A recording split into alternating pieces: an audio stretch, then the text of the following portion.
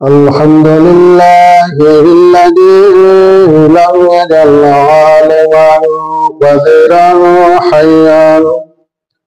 قديرا حيا قيما سميعا بصيرا وأشهد أن لا إله إلا الله وأشهد أن محمدا عبده ورسوله أما بعد أعوذ بالله من الشيطان الرجيم بسم الله الرحمن الرحيم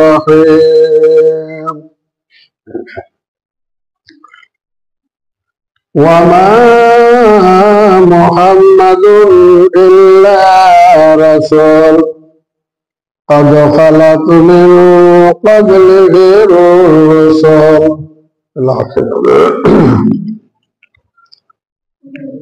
উপস্থিত মুসলিম সমাজ সর্বাগ্রে মহান স্রষ্টার প্রশংসা জয় মহান রব্বুল আলামিন এই মানব জাতিকে জ্ঞান বিবেক বুদ্ধি বিবেচনা দিয়ে এই ভূমণ্ডলের মাঝে আবির্ভাব করেছেন। তাই সংক্ষিপ্ত ভাষায় তার প্রশংসা করে সকলে বলুন আলহামদুলিল্লাহ। অতঃপর তার প্রেরিত রাসূল পথ প্রদর্শক হযরত আহমদ মুস্তাফা মুহাম্মদ মুস্তাফা সকলে বলুন সাল্লাল্লাহু আলাইহি ওয়াসাল্লামের প্রতি শত সহস্র দরুদ ও শান্তির ধারা বর্ষিত হোক। আল্লাহুম্মা সাল্লি আলাইহি আল্লাহুম্মা বারিক আলাইহি। ভাই সকল, আমি আপনাদের সম্মুখে মহাগ্রন্থ আল কোরআন থেকে একটি আয়াতের অংশ পরিবেশন করেছি। সে আয়াতকে সামনে রেখে তার সাথে সাথে নবী মুহাম্মদুর রাসূলুল্লাহ সাল্লাল্লাহু আলাইহি সাল্লামের কিছু হাদিসের কথা বলে এই জুমার খুতবাকে সমাপ্ত করব। আমা তাওফিক ইল্লা বিল্লাহ।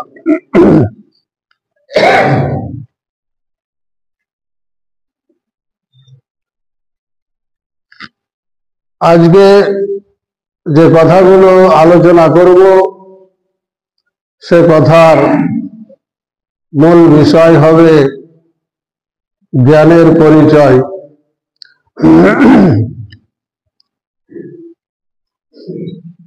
আজকে আমাদের সমাজে দেশে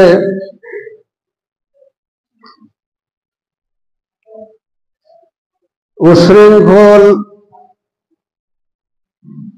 বা ক্ষমতাশীল লোক অনেক পাওয়া যায়, কিন্তু হযরত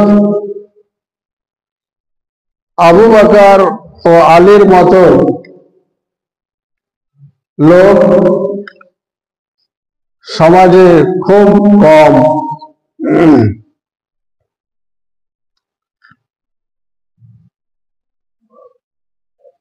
হযরত উমর ফারুক রাদিয়াল্লাহু তাআলা আনহু তিনি উগ্রমিজাজি ছিলেন, তিনি ক্ষমতাশালী ছিলেন। তার দুইটা বৈশিষ্ট্য ছিল। এক নম্বর বৈশিষ্ট্য হলো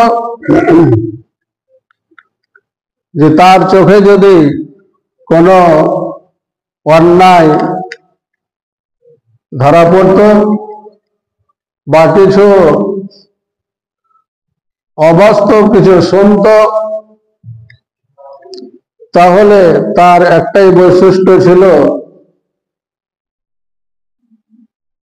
যে উনি বলতেন যে হুজুর আমাকে অনুমতি দেন, তার দেহ থেকে গর্দানটাকে আলাদা করে দেব।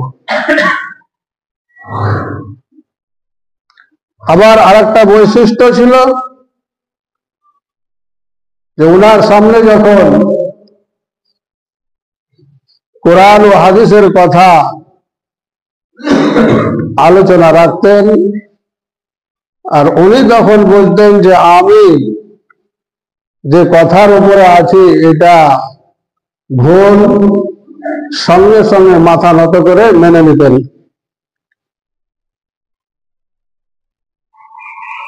তো হযরত উমর ফারুক রাদিয়াল্লাহু তাআলা আনহুর মতন সমাজে অনেক লোক আছে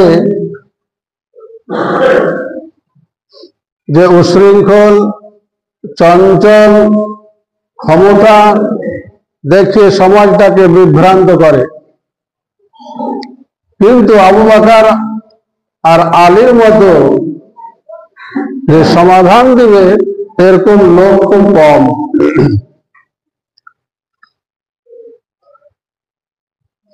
তার বাস্তব ঘটনা,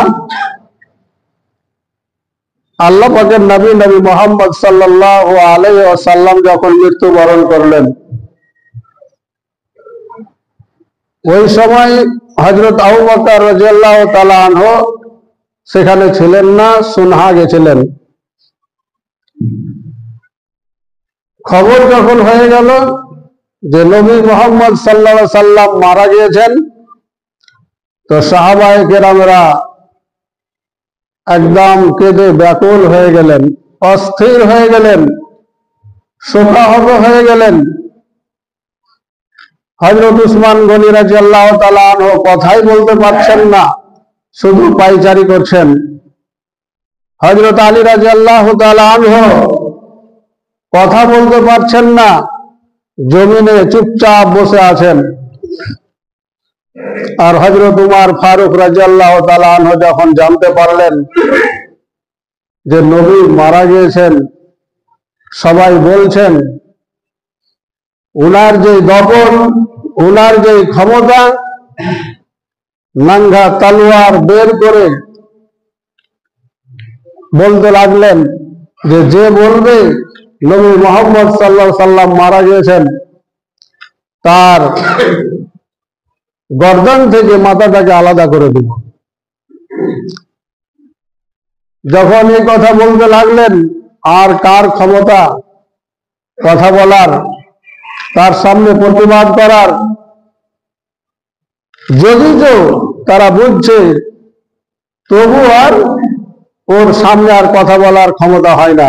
আপনি দেখবেন সমাজে এমন কিছু লোক আছে যে নিজে যেটা বুঝে সেটাই সঠিক মনে করে, ওর ক্ষমতা আছে, ওর দপট আছে, ও যা বলবে অন্য লোক ওর সামনে আর কথা বলার ক্ষমতা থাকবে না। যদি যে অন্য লোক বুঝতে পারছে যে অন্যায় বলছে, অন্যায় করছে, তবু ওর সামনে আর কথা বলার ক্ষমতা থাকবে না।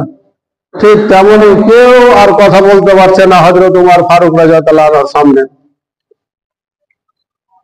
হযরত আবু বকর সিদ্দিক রাদিয়াল্লাহু তাআলা আনহু জানতে পারলেন, সুনহা থেকে আসলেন, আসার পরে উট থেকে নামলেন, পরিস্থিতি দেখলেন, কোনো কথাই বললেন না, সরাসরি মা আয়েশা সিদ্দিকা রাদিয়াল্লাহু তাআলা আনহার ঘরে গেলেন।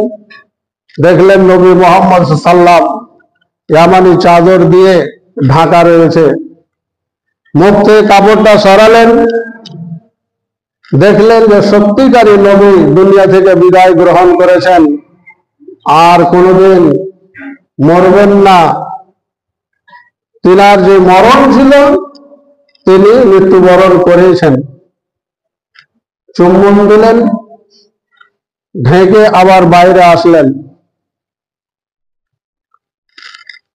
সমস্ত লোক হযরত আবু বকর সিদ্দিক রাদিয়াল্লাহু তাআলা আনহুর দিকে চেয়ে আছে। তার কারণ আবু বকর এমনই একজন জ্ঞানী ব্যক্তি এবং বিজ্ঞ এবং এত সৎ, এত আমানতদার, যে সমস্ত মানুষ তার কথার দিকে চেয়ে আছে যে উনি কি সমাধান দিচ্ছেন, উনি কি বলতে চাইছেন। উনি যা বলবেন সমস্ত মানুষ মেনে নেবেন। আর সমস্ত মানুষের আস্থা হযরত আবু বকর সিদ্দিক রাদিয়াল্লাহু আনহুর উপর আছে, আর আবু বকর রাদিয়াল্লাহু আনহুর আস্থা সমস্ত লোকের উপরে আছে। হযরত আবু বকর সিদ্দিক রাদিয়াল্লাহু বেরিয়ে এসে উমর রাদিয়াল্লাহু আনহুকে বললেন, উমর বসো। কিন্তু উমর তো ওই মিজাজে আছেন, উনি অস্বীকার করে দিলেন, বসলেন না। আচ্ছা, ওনার তো দলিল আছে একটা, হযরত উমর ফারুক রাদিয়াল্লাহু তাআলা আনহু যে বলছেন যে যেই বলবে নবী মারা গিয়েছেন তারই মুন্ডটাকে দেহ থেকে আলাদা করে দিব, এনার তো একটা দলিল আছে। দলিল কি? হযরত উমর ফারুক রাদিয়াল্লাহু তাআলা আনহুর ধারণা যে যেই মতো হযরত মুসা আলাইহিস সালাম তুর পাহাড়ে গিয়েছিলেন আর 40 দিন যাবত বেহুশ হয়েছিলেন, তারপর হুশ হওয়ার পরে আবার সমাজে ফিরে এসেছিলেন, আর সমাজের লোক যে একটা বাছুরের মূর্তি তৈরি করে তার ইবাদত করছিল, তারাকে শাস্তি দিয়েছিলেন। তো ওনার ধারণা, হযরত উমর ফারুক রাদিয়াল্লাহু তাআলা আনহুর ধারণা যে ঠিক আমাদের নবী মুহাম্মদ সাল্লাল্লাহু আলাইহি সাল্লাম বেহুশ হয়ে আছেন, আবার সময় হলে আমাদের মধ্যে ফিরে আসবেন, মুনাফিকদের শাস্তি সাজা দেবেন। আর একটা ধারণা কি ছিল যে নবী তো আমাদের আগে মরতে পারেন না, যতক্ষণ পর্যন্ত মুনাফিকরা না মরবে, আমরা না মারা যাব, ততক্ষণ পর্যন্ত তো নবী মুহাম্মদ সাল্লাল্লাহু আলাইহি সাল্লাম মরতে পারেন না। হযরত উমর ফারুক রাদিয়াল্লাহু তাআলা আনহুর এই ধারণা ছিল। কিন্তু হযরত আবু বকর সিদ্দিক রাদিয়াল্লাহু তাআলা আনহু যখন আসলেন, উমরের পরিস্থিতি দেখলেন, আর কিছুই বললেন না, একদিকে দাঁড়িয়ে গেলেন, ভাষণ দিতে আরম্ভ করলেন। সমস্ত লোক হযরত আবু বকরের দিকে চলে আসলেন। হযরত উমর ফারুক রাদিয়াল্লাহু তাআলা দেখলেন যে ব্যাপার খারাপ, শব্দ আবু বকরের দিকে চলে গেল। উনিও তখন বসে বসে শুনতে আরম্ভ করলেন। আবু বকর কি বললেন?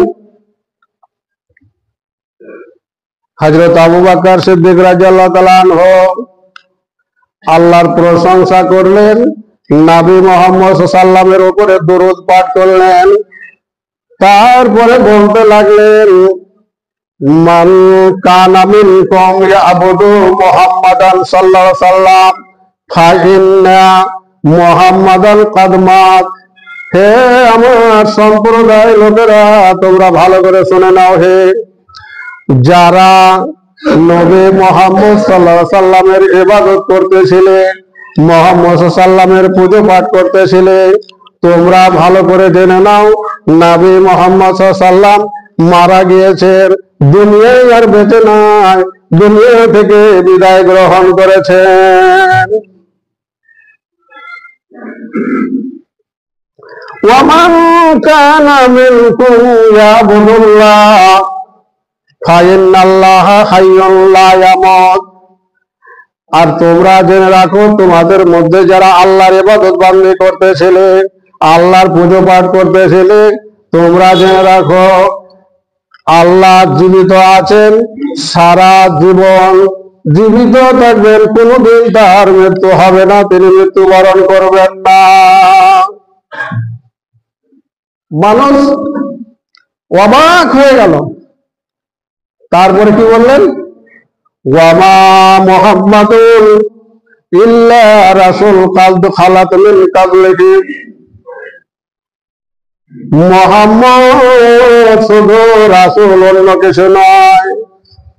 এবং এর পূর্বে যত নবী রাসূল এসেছিলেন, দুনিয়া থেকে বিদায় গ্রহণ করেছেন, তিনিও আমাদের নবী মুহাম্মদ সাল্লাল্লাহু আলাইহি সাল্লাম দুনিয়ায় এসেছিলেন। আর তার একটা সময় ছিল মৃত্যুর, সে তো মৃত্যুর সময় হয়ে গেছে, তিনি দুনিয়া থেকে বিদায় গ্রহণ করেছেন, তিনি আর জীবনে বেঁচে নাই। এই কথা যখন বললেন, মানুষ একদম অবাক হয়ে গেলেন।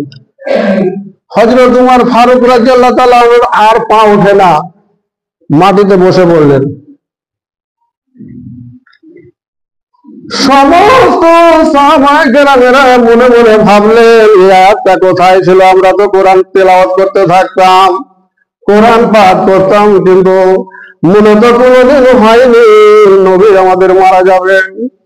কিন্তু আবু বকর সিদ্দিক রাদিয়াল্লাহু তাআলা আনহু কত জ্ঞানের মানুষ, কত জ্ঞানের পণ্ডিত, যখন একটা পাঠ করছেন আর অনুবাদ করতে আছেন, মনে হচ্ছে এক্ষুনি আকাশ থেকে কোরআনের আয়াতটা অবতীর্ণ হতে আছে, কোরআনের আয়াত অবতীর্ণ হতে আছে। সবাই একদম নিস্তব্ধ হয়ে গেলেন, আর দীর্ঘ বিশ্বাস হয়ে গেল, সমস্যার সমাধান হয়ে গেল যে সত্যিকারই নবী মারা গেছেন। ভাই আমার, হযরত ওমর ফারুক রাদিয়াল্লাহু তাআলা আনহু নিজের ধারণায় যেই কথাগুলো বলতেছিলেন সঙ্গে সঙ্গে দাঁড়িয়ে গেলেন। দাঁড়িয়ে যাওয়ার পরে বলছেন, ওগো আমার ভাইয়েরা, আমি যেই তোমাদেরকে দাঁত দাপট করেছিলাম, দিমাগ দেখিয়েছিলাম, ক্ষমতা দেখিয়েছিলাম, দেহ থেকে মাথাটা আলাদা করে দিতে চেয়েছিলাম, এটা আমার বড় অন্যায় হয়ে গেছে, ভুল হয়ে গেছে, বুঝার ফের হয়ে গেছে, তোমরা আমাকে ক্ষমা করে দিও। কি বুঝলেন? হযরত ওমরের দুইটা বৈশিষ্ট্য।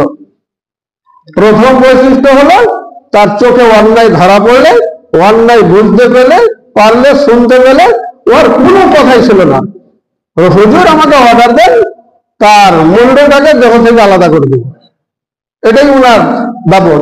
আর ওই দাপটে কারোর ক্ষমতা ছিল না যে কথা বলে। আর হযরত আবু বকর সিদ্দিক রাদিয়াল্লাহু তাআলা আনহুর বৈশিষ্ট্য হলো একদম সঠিক কথাগুলো দলিল ভিত্তিক দিয়ে সমাজকে বুঝিয়ে দেওয়া, সমাজকে শান্ত করে দেওয়া, বিশৃঙ্খলাটা নষ্ট করে দিয়ে একদম শান্ত করে দেওয়া। আর ওমর ফারুক রাদিয়াল্লাহু তাআলা আনহুর দ্বিতীয় বৈশিষ্ট্য হলো কোরআন ও হাদিসের সামনে একদম মাথা নত করে মেনে নেওয়া। কি বুঝলেন? যে বর্তমান সমাজে হযরত ওমর আছেন, অনেকে আছেন, দাপট আছে, ক্ষমতা আছে, শক্তি আছে, সমাজকে বিশৃঙ্খল করছে, সমাজকে তছনছ করছে, কিন্তু সমাজকে সুষ্ঠু জায়গায় নিয়ে এসে দাঁড়াবে, সমাজকে যে সুষ্ঠু জায়গায় রাখবে, সমস্যার যে সমাধান করবে, এরকম লোক খুব কম। আবু বকরের মতো লোক খুব কম, হযরত আলীর মতো লোক খুব কম। এত একটা পরিস্থিতি, সেটাকে শান্ত করে দিলেন কে? দলিল দিয়ে হযরত আবু বকর সিদ্দিক রাদিয়াল্লাহু তাআলা। আর এটাকে সবাই একবারে মেনে নিলেন। কেন মানলেন? আবু বকর খুব সৎ লোক ছিলেন, আমানতদার ছিলেন, ইমানদার ছিলেন, এবং খুব যোগ্য ব্যক্তি ছিলেন, শিক্ষা দীক্ষায়। হযরত আলীর কথা কেন বললাম? ঘটনা আপনাদের জানা। হযরত উসমান গনি রাদিয়াল্লাহু তাআলা আনহুর জামানায় একজন যুবক জুহাইনা বংশের একজন মহিলাকে বিয়ে করলেন। আর বিয়ে করার পর 6 মাসের পরেই একটা বাচ্চা জন্ম হলো। আর বাচ্চা যখন জন্ম হলো, তার স্বামী এসে হযরত উসমান রাদিয়াল্লাহু তাআলা আনহুর কাছে বিচার দিয়ে দিলেন যে হুজুর, আমার তো মাত্র 6 মাস বিয়ে হওয়া হলো, আর এই বাচ্চা হয়ে গেল 6 মাস পরে, এটা আমার সন্তান নয়, অবৈধ সন্তান, এর বিচার করে দেন। হযরত উসমান গনি রাদিয়াল্লাহু তাআলা আনহু লোক পাঠালেন, মেয়েটাকে ধরে নিয়ে আসা হলো। তো মেয়ের যে বাড়ির পরিবারের লোক, তারা তাকে আটক করছে, কিন্তু মেয়ে কত সতী মেয়ে, উনি বলছেন যে আমাকে ছেড়ে দাও, আমি খোদার কসম করে বলছি যে আমার স্বামী ছাড়া আমার সতীত্ব কেউ দেখেনি, আমার ইজ্জত কেউ দেখেনি, আমার সতীত্ব রক্ষা আছে, ইনশাআল্লাহ আল্লাহ এর ব্যবস্থা করে দেবেন। সুবহানাল্লাহ। মেয়েটাকে নিয়ে আসা হলো, নিয়ে আসার পরে আলোচনা মাফিক শরীয়তের অনুযায়ী শরীয়ত বিধান অনুযায়ী পাঠিয়ে দেওয়া হলো। একে বুক পর্যন্ত গেড়ে দাও, পাথর চালিয়ে চালিয়ে তাকে রজম করে দাও, শেষ করে দাও। ফায়সালা হয়ে গেল। কিন্তু এইদিকে হযরত আলী রাদিয়াল্লাহু তাআলা জানতে পারলেন, শুনতে পেলেন এই অবস্থা, সঙ্গে সঙ্গে ছুটে আসলেন। আসার পরে বলছেন, আমিরুল মুমিনিন, খলিফাতুল মুসলিমিন গো, আপনি কি করতে গেলেন, কি করতে যাচ্ছেন? আপনার মশলা ভুল হয়ে গেল, আপনার সিদ্ধান্ত ভুল হয়ে গেছে। বলছে, কেন ভুল হলো? 6 মাসের পরে তো সন্তান হয়েছে, এটা তো অবৈধ সন্তান, আর দলিল অনুযায়ী সে রজম হবে, তাই আমি সিদ্ধান্ত দিয়েছি, ফয়সালা দিয়েছি। হযরত আলী রাদিয়াল্লাহু তাআলা বললেন, আমিরুল মুমিনিন, খলিফাতুল মুসলিমিন গো, আপনি কি কোরআন পড়েননি? কোরআন পাঠ করেননি? বলছে, পড়েছি, অবশ্যই পড়েছি। যদি পড়ে থাকেন তাহলে আপনি অর্থ ভুল বুঝেছেন, অর্থ বুঝতে পারেননি, এর ভাব অর্থ বুঝতে পারেননি। বলছে কি? বলছে, হুজুর, আল্লাহ পাক রব্বুল আলামিন বলেছেন, হাওয়ালাইনে কামেলাইনে, একটা সন্তান 2 বছর মায়ের দুধ পান করে। আর অন্য আয়াত আল্লাহ পাক রব্বুল আলামিন বলেছেন, ওয়া হামলুহু ওয়া ফিসালুহু সালাসুনা সাহারা।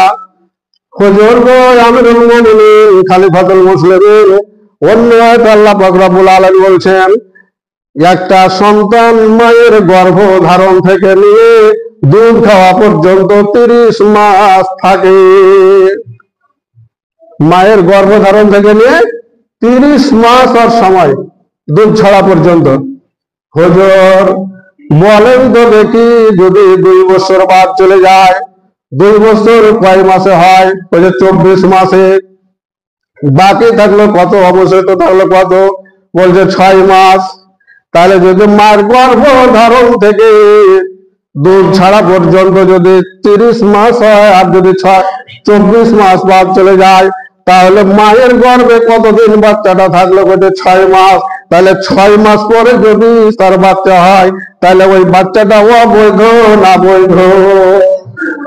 অবৈধ না বৈধ? হযরত উসমান গনি রাদিয়াল্লাহু তাআলা আনহু সঙ্গে সঙ্গে মাথা নত করে নিলেন, আর বললেন, আমার বুঝতে ভুল হয়েছে, আমার ব্যাখ্যা বিশ্লেষণ বলতে ভুল হয়ে গেছে, মেয়েটাকে নিয়ে আসা হোক। মেয়েটাকে রেহাই দিয়ে দেওয়া হলো, নিষ্পাপ করে ছেড়ে দেওয়া হলো, এবং মানুষের ভুল ভেঙে গেল। তো এত বড় একটা সমস্যার সমাধান করলেন কে? হযরত আলী। হযরত আলী রাদিয়াল্লাহু তাআলা দলিল ভিত্তিক এই সমস্যার সমাধান করে দিলেন। আর হযরত উসমান গনি রাদিয়াল্লাহু তাআলা আনহু করতে গিয়েছিলেন, সেটাও দলিল ভিত্তিক করতে গিয়েছিলেন, কিন্তু ভুল হয়ে গেল। কিন্তু ভুলকে বাদ দিয়ে যেটা সঠিক সেটাকে মেনে নিলেন। ঠিক তেমনই আজকে আমাদের সমাজে হযরত উমরের মতো লোক অনেক দেখতে পাওয়া যায়, বা পাওয়া যায়, ক্ষমতা দেখায়, শক্তি দেখায়, দপর দেখায়, কিন্তু ওই দপরওয়ালা লোকটাকে, যেই দপর দেখে সমাজটাকে বিশৃঙ্খল করছে, সমাজে পরিস্থিতি তৈরি করছে, এমন কোন আবু বকরের মতো, আলীর মতো দলিল দিয়ে যে তাকে সূক্ষ্ম জায়গায় নিয়ে আসবে এবং সূক্ষ্ম জায়গায় তাকে আসতে হবে, এরকম লোক খুব কম। ভাই আমার বলার উদ্দেশ্য হলো, আমরা মুসলমান, আমাদের ধর্ম হলো ইসলাম। আমরা যে যতটুকু বুঝি, এই বুঝার উপরে কিছু ভুলও হতে পারে,